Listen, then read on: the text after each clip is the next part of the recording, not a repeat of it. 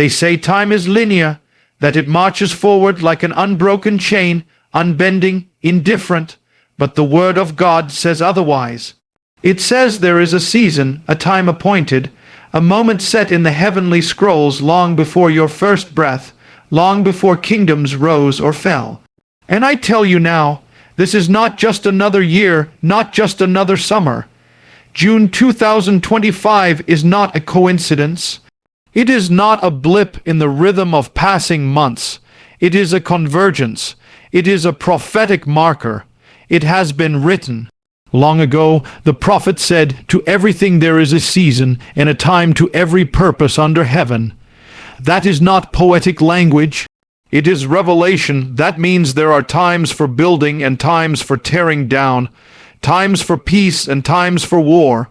But there is also a time for unveiling, when the unseen is brought into the light, when that which was hidden is revealed not by man's timing, but by God's hand. What we are witnessing now is not random. The upheavals across the earth, the shaking of systems, the collapse of institutions, they are not the result of human failure alone. They are part of a divine strategy, because what man builds without God, God will shake. What nations exalt above truth, he will humble. What humanity trusts in place of him, he will expose. And so, we arrive at the threshold of June 2025. You may ask why this time? Because God works in patterns. He operates not in confusion, but in cycles. Just like the feasts of Israel, the Sabbath year, the Jubilee. The Lord does not guess, he orchestrates. What is coming has been building not for months, but for generations. You feel it, don't you, even if you can't explain it. That strange pressure in the atmosphere, that sense that something is nearing, something bigger than politics, bigger than headlines, bigger than any storm we've seen before. That feeling is not anxiety, that is spiritual resonance. Your soul is responding to the sound of destiny, because God has already spoken, and when he speaks, his word does not return void. It goes out like a lightning bolt across time, splitting through centuries, breaking through history until it hits the moment of fulfillment. And I tell you, we are standing on the edge of such a moment. We've been trained to treat the calendar as neutral. But in the biblical mindset, a date can carry weight. It can carry prophecy. Do you remember how God marked time through Israel? Through festivals, through days of remembrance, through appointed feasts. Modem, he said, these are my appointed times. Not man's, not religion's, mine. And when you see the signs line up, when you feel the shaking, when the voices rise and the warnings echo, you must realize God is calling his people to attention. We're not watching the collapse of history. We're watching the revealing of the plan. He said, I declare the end from the beginning. That means the ending has already been spoken. That's not despair, that's destiny. That means no matter how chaotic things look, the plan is not breaking down. It's breaking through. The plan of man may fail, but the plan of God never misses its target. But here's the question. Are you aligned with that plan? Because when the appointed time comes, it will not wait for your comfort. It will not pause for your convenience. The clock of heaven will strike, and the door that was open may close. That is why you must discern the time, not in fear, but in faith. The enemy wants you asleep at the hour of shaking, but God says, wake up, watch, be ready, because the time is not coming. It has come. We are not approaching a season, we are inside it. And when that moment arrives, when the system falls, when the veil lifts, when June 2025 brings with it the weight of what has been foretold, the only thing that will matter is whether you were prepared, because when God marks time, heaven moves, and when heaven moves, nothing stays the same. You turn on the news, and what do you see? Collapse, breakdown, failure, leaders falling, economies trembling, trust vanishing. People say the system is failing, and they're right. But what they miss is this: it was meant to fail. not because God delights in destruction, but because he is tearing down everything that was never meant to stand.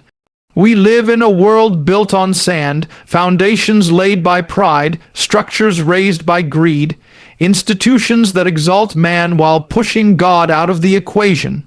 The system was built on compromise, on deception, on rebellion dressed up as wisdom, and now it is cracking not by accident, but by divine design.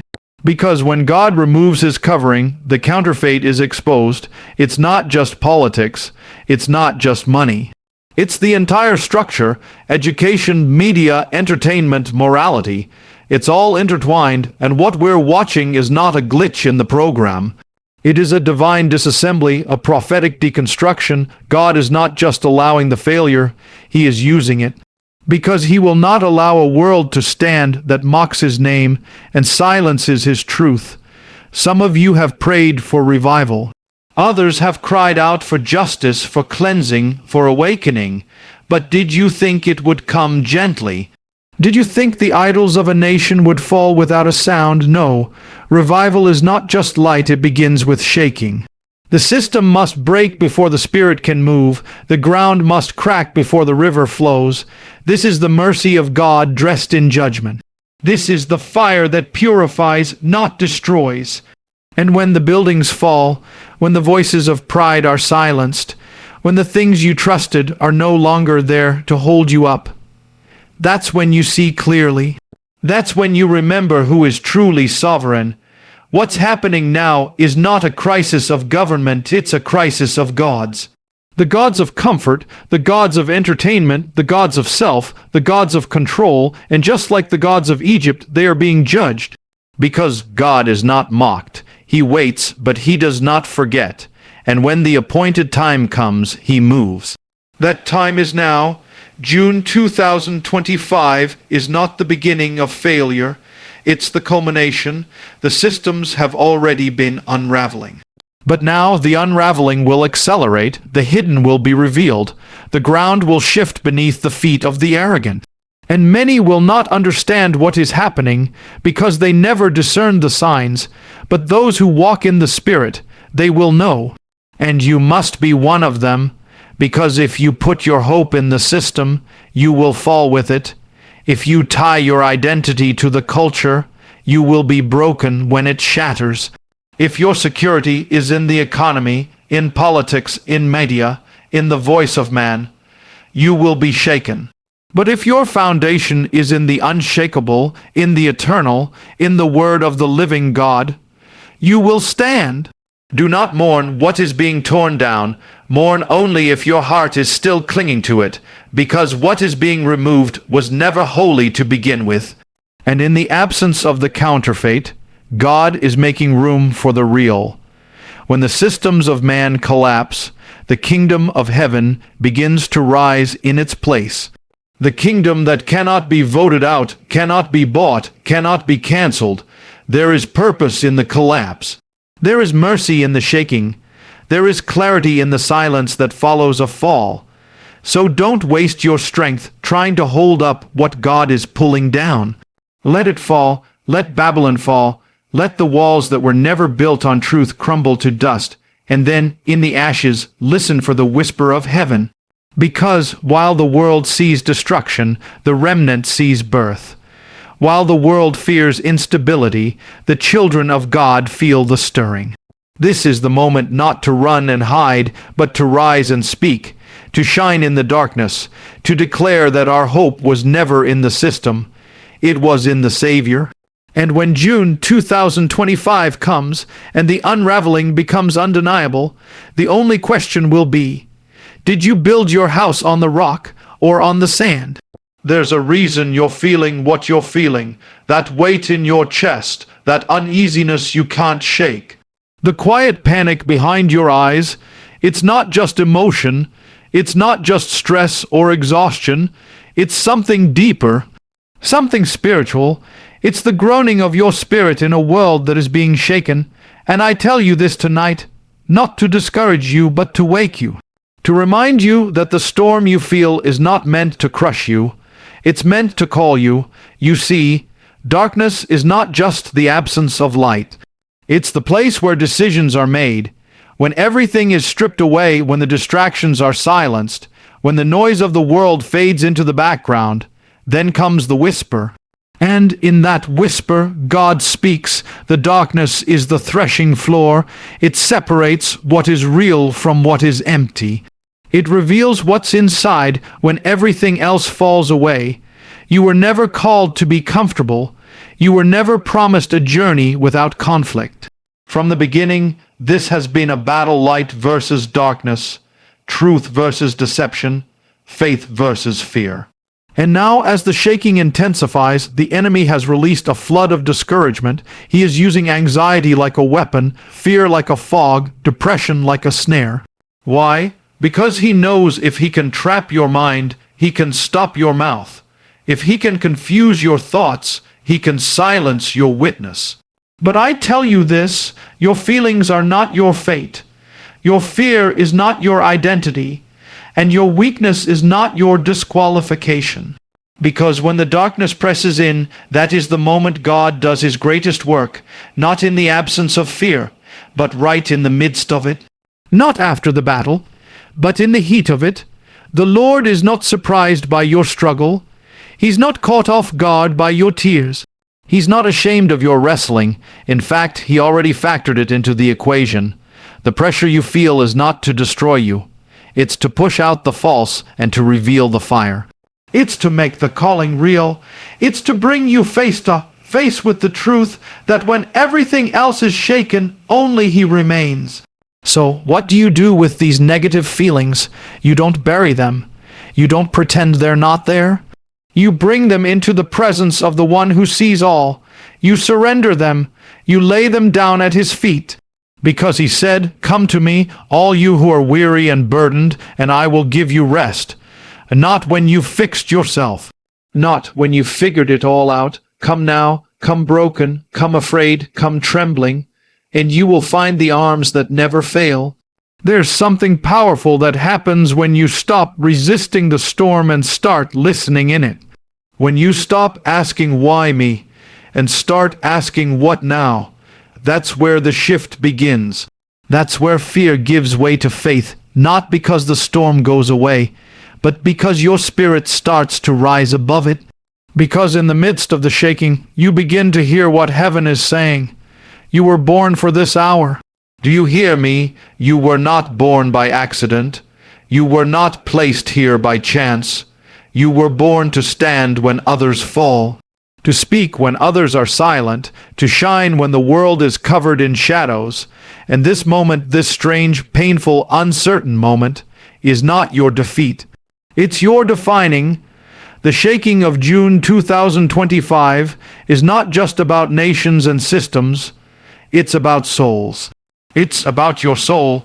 It's about the choice you will make, the decision to yield or to rise, the decision to drown in fear or to stand on the promise.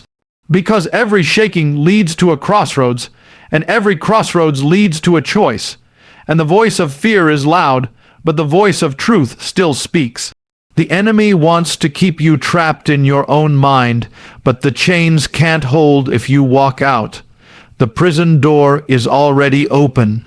All you have to do is step through, because you were not created to be a victim of the darkness. You were created to be a vessel of the light. So rise, even if your legs tremble. Speak, even if your voice shakes. Pray, even if your words feel weak. Because heaven is not moved by perfection, it is moved by faith. And if you will lift your eyes above the storm, if you will tune your ear to the whisper of the Spirit, you will hear it. The sound of destiny, the call of purpose, the voice of God saying, "This is your hour." In every age of shaking, there has always been a remnant, a people not chosen by status or strength or numbers, but by the fire that would not go out in their bones. A people set apart, not because they were perfect, but because they refused to bow. And I tell you now, the time of the remnant is here again. The shaking of this hour is not just the collapse of what was, it's the revealing of who remains. When Babylon falls, And it will fall when the systems collapse, when the false lights dim, when the voices of deception are silenced. Then comes the rising. The rising of those who never put their faith in the world to begin with, those whose strength was forged in secret, those who walked with God when no one else was watching, those who stayed faithful in the wilderness while the world feasted in the palace. And maybe that's you. Maybe you've felt hidden, overlooked, misunderstood. Maybe you've watched the world chase its idols and wondered when the truth would rise. I'm telling you now, the wait is over. The hidden ones are about to be revealed. Because when everything built on sand collapses, it is only those standing on the rock who remain. And God is not looking for the loudest voice. He's not raising up celebrities. He's calling forth vessels, vessels of holiness, vessels of courage, vessels of fire. The world is not waiting for more noise. It's waiting for authenticity. It's waiting for a voice that carries weight, not because of fame, but because of heaven. And that kind of voice doesn't come from comfort. It comes from consecration. It comes from the place of surrender. It comes from the ones who said yes to God when no one was looking. Those who walked through the night seasons with tears in their eyes and still whispered, "Though he slay me, yet will I trust him." The remnant is not afraid of the fire because they were born in it.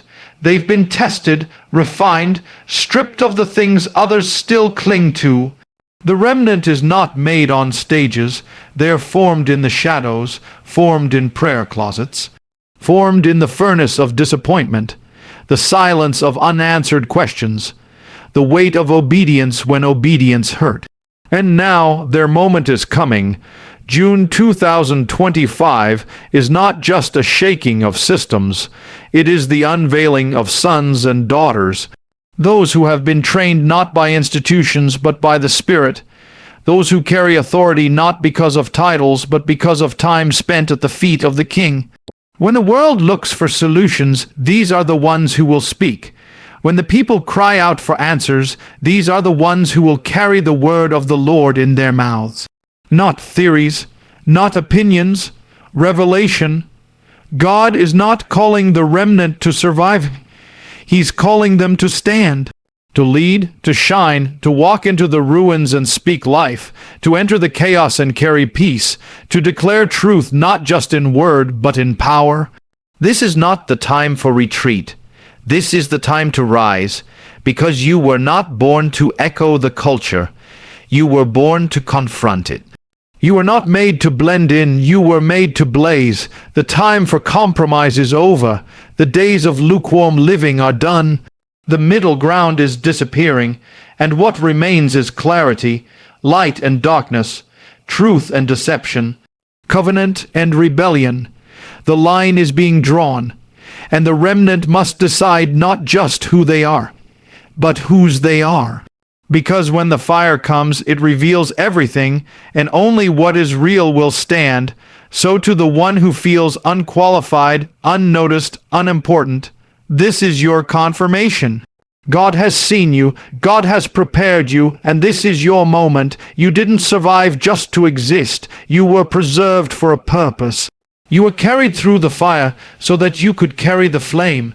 And now He is calling you out of hiding, out of silence, out of fear, because the world doesn't need more spectators. It needs voices filled with heaven. Lives saturated in truth, eyes that see beyond the natural, hearts that burn for the eternal. The remnant is not a backup plan. It is the divine strategy. The very ones overlooked by the world will be the ones the world turns to when the ground shakes. And when June 2025 comes and the systems fail, it won't be the loudest who lead. It will be the faithful. It will be the surrendered.